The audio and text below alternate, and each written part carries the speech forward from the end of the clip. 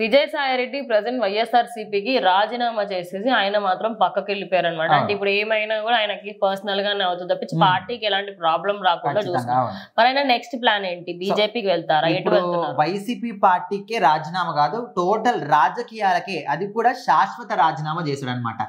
ఇక మీదట ఇలాంటి పార్టీలో కానీ, అది వైఎస్ఆర్సీపీ కానీ, టీడీపీ కానీ, జనసేన కానీ, బీజేపీ కానీ, ఏ పార్టీలో కూడా ఆయన వెళ్ళాడు.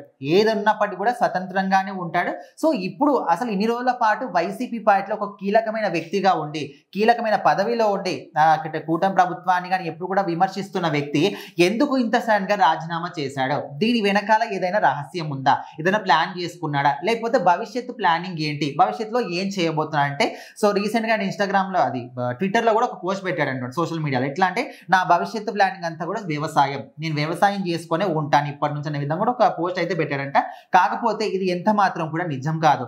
ఇట్లా వైసీపీ పార్టీలో జగన్మోహన్ రెడ్డి తర్వాత ఒక కీలకమైన పదవిలో ఉన్న విజయసాయి రెడ్డి ఇంత సడన్ గా ఎందుకు రాజీనామా చేశాడు? రాజీనామా చేసిన తర్వాత వ్యవసాయం చేసుకోవడం ఏంటి?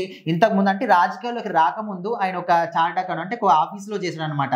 సో అక్కడ అంత మంచి పేరుండి తర్వాత రాజకీయాల్లోకి వచ్చి ఒక కీలకమైన వ్యక్తిగా ఉండి ఎందుకు ఈ విధంగా వ్యవసాయం అంటే చాలా మంది డౌట్ పడుతున్నారు, నమ్మట్లేదు అది. సో కొంతమంది ఏమనుకుంటున్నారంటే తను మీడియా రంగంలోకి రావాలనుకుంటున్నాడు.